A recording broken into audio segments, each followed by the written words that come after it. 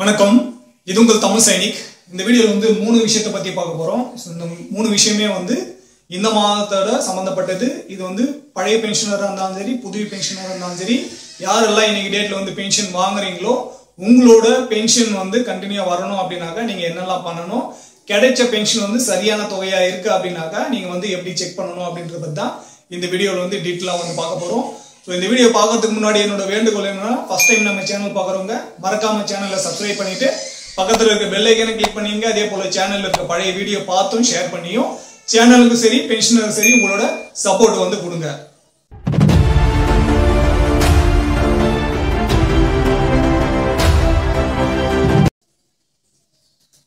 முதல் பாயிண்ட்ல வந்து அக்டோபர் மாதத்தோட பென்ஷன் வந்து எல்லாருக்கும் கிரெடிட் ஆயிருக்கும்னு சொல்லிட்டு நினைக்கிறேன். 10 மணில இருந்தே இது கிரெடிட் ஆக ஸ்டார்ட் ஆயிடுச்சு. நம்மளோட குரூப்லயும் அதை வந்து ஷேர் பண்ணியிருந்தோம். அந்த மாதிரி எல்லாருக்கும் கிரெடிட் ஆயிருக்கு அப்படின்னாக்கா உங்களோட டிஆர் அமௌண்ட் வந்து செக் பண்ணுங்க. போன மாதத்துக்கும் இந்த மாதத்துக்கு வந்து எவ்வளவு வித்தியாசம் இருக்கு பென்ஷன்ல. அந்த அமௌண்ட் 3 மாதத்துக்கு வந்து உங்களுக்கு கிடைச்சிருக்க அமௌண்ட் வந்து சரியான அமௌண்ட்டான்னு சொல்லிட்டு செக் பண்ணுங்க. யாருக்கெல்லாம் டிஆர் அமௌண்ட், அதாவது 1 ஜூலை 2025 இருந்து கிடைக்க வேண்டிய 3% அதிகமானதுக்கான அந்த தொகை வந்து உங்களுக்கு லம்சமா 18ஆம் தேதியோ இல்ல 17ஆம் தேதியோ இந்த மாதம் தீபாவளிக்கு முன்னாடி வந்து அது கிரெடிட் ஆச்சு. அந்த மாதிரி உங்களுக்கு கிரெடிட் ஆகல அப்படின்னாக்கா அந்த அமௌண்ட்டுமே உங்களுக்கு அரியரா இந்த மாதம் பென்ஷன்ல வந்து உங்களுக்கு வந்திருக்கும். அப்படி வரலன்ற பட்சத்துல நீங்க அதுக்கு கிரீவன்ஸ் போட்டு வாங்கிக்கீங்க. அப்படி வந்தவங்க வந்து சரியான தொகையான்னு சொல்லிட்டு செக் பண்ணிக்கங்க. அதே போல நவம்பர் மாதத்துக்கு வந்து உங்களோட லைஃப் சர்டிபிகேட் வந்து நிறைய பேருக்கு வந்து கொடுக்கறதுக்கான டியூ டேட் வந்து இருக்கு. தயவு செஞ்சு லைஃப் சர்டிபிகேட் வந்து சரியான டைம்ல வந்து கொடுங்க. லைஃப் சர்டிபிகேட் வந்து கொடுக்கல அப்படின்னாக்கா உங்களோட பென்ஷன் வந்து கண்டினியூவா வந்து வாங்க முடியாது. இந்த நவம்பர் மாசம் தான் அதிகப்படியான பென்ஷனர் வந்து லைஃப் சர்டிபிகேட் கொடுக்கறதுனால முன்னாடியே நீங்க வந்து லைஃப் சர்டிபிகேட் வந்து கொடுங்க. உங்களோட லைஃப் சர்டிபிகேட் நீங்க போயிட்டு எங்கேயுமே தேட வேண்டிய அவசியம் இருக்காது. வீட்டுல இருந்தே உங்களோட ஆண்ட்ராய்டு போன்ல இருந்தே நீங்க வந்து உங்களோட லைஃப் சர்டிபிகேட் வந்து கொடுக்கலாம். 2 நிமிஷத்துல அந்த வேலையை வந்து முடிச்சிட்டு உங்களோட லைஃப் சர்டிபிகேட் வந்து சப்மிட் ஆயிடும். அதுக்கான வீடியோ வந்து நம்ம ஏற்கனவே போட்டிருக்கோம், லிங்க் வந்து மேல கொடுத்துருக்கேன். அதை பார்த்து நீங்க வந்து உங்களோட லைஃப் சர்டிபிகேட் வீட்ல இருந்தே வந்து கொடுங்க. ஏதாவது சந்தேகம் இருக்குன்ற பட்சத்துல அந்த வீடியோ கீழே நீங்க கமெண்ட் செக்ஷன் கேளுங்க. கண்டிப்பா நான் வந்து உங்களுக்கு அதை எக்ஸ்பிளைன் பண்றதுக்காக முயற்சிக்கிறேன். ரெண்டாவது பாயிண்ட் வந்து என்னன்னாக்கா, பென்ஷன் அக்கௌண்ட் வந்து டிஎஸ்பி டு டிஏபியா, அதாவது டிஃபென்ஸ் சேலரி பேக்கேஜ்ல இருந்து டிஃபென்ஸ் பென்ஷன் அக்கௌண்ட்டை வந்து சேஞ்ச் பண்றதுக்காக லெட்டர் ஒன்று சோசியல் மீடியால வைரலா போயிட்டு இருக்கு. இதை பத்தி நம்ம நிறைய வந்து பேசிருக்கோம். டிஎஸ்பி அக்கௌண்ட் வந்து டிஎஸ்பி பென்ஷன் அக்கௌண்ட்டை வந்து சேஞ்ச் பண்ணணும். டிஎஸ்பி சேலரியில இருந்து டிஎஸ்பி பென்ஷனை வந்து சேஞ்ச் பண்ணணும்.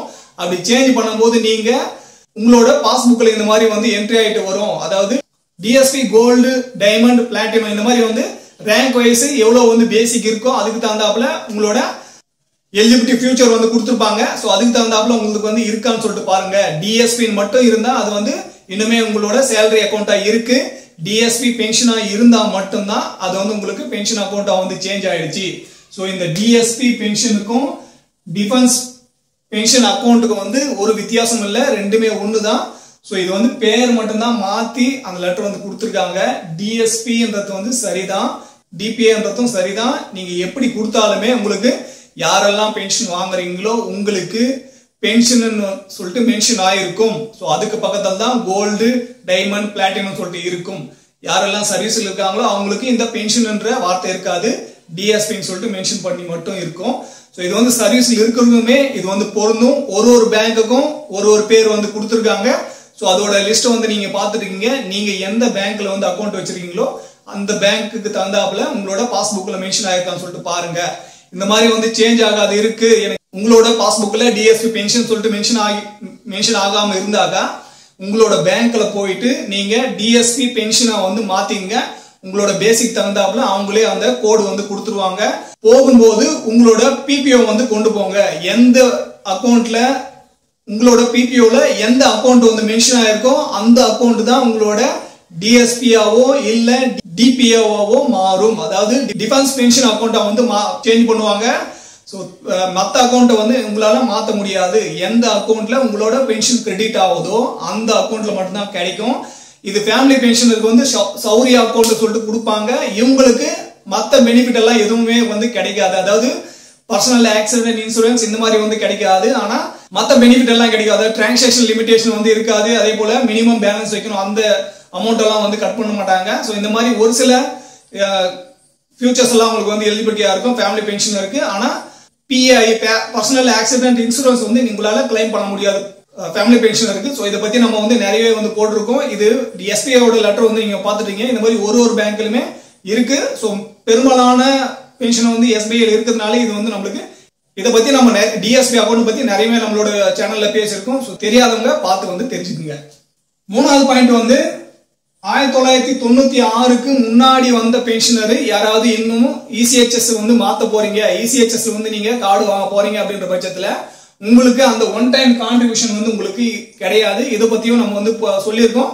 ஆனா இப்போ வந்து லேட்டஸ்டா ஒரு லெட்டர் ஒன்று இஷ்யூ பண்ணிருக்காங்க. யாரெல்லாம் 1996க்கு முன்னாடி பென்ஷனரா இருந்து நீங்க இசிஹெச்எஸ் கார்டு வந்து அப்ளை பண்ண போறீங்க அப்படின்ற பட்சத்துல உங்களுக்கு ஒன் டைம் கான்ட்ரிபியூஷன் வந்து கட்ட வேண்டாம். அதாவது ஓவர்ஸ் ரேங்க்ல இருந்தாக்க 30,000, ஜேசிஆர் ரேங்க்ல இருந்தாக்க 67,000, ஆஃபீஸர் ரேங்க்ல இருந்தாக்க 1,20,000 வந்து பே பண்ற மாதிரி இருக்கும். இதெல்லாம் 1996க்கு முன்னாடி வந்த பென்ஷனர் யாரும் பே பண்ண வேணாம். உங்களோட இசிஹெச்எஸ் கார்டு அப்ளை பண்றீங்க அப்படின்ற பட்சத்துல நீங்க ஃப்ரீயாவே அப்ளை பண்ணி உங்களோட இசிஹெச்எஸ் கார்டு வாங்கி நீங்க ட்ரீட்மெண்ட் வந்து வாங்கிக்கலாம்.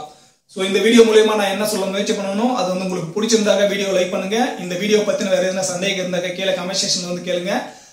யாருக்கெல்லாம் நம்மளோட வீடியோ பார்க்கும்போது ஐப்ன்ற ஆப்ஷன் வந்து காட்டுதோ தயவு செஞ்சு நீங்க அந்த ஆப்ஷனை பயன்படுத்தி நம்மளோட சேனலோட வளர்ச்சிக்கு வந்து உதவியா இருங்க. இந்த வீடியோ கடைசி வரைக்கும் பார்த்ததுக்கு நன்றி. இதே போல இன்னொரு வீடியோல மீண்டும் சந்திக்கலாம். நன்றி, வணக்கம்.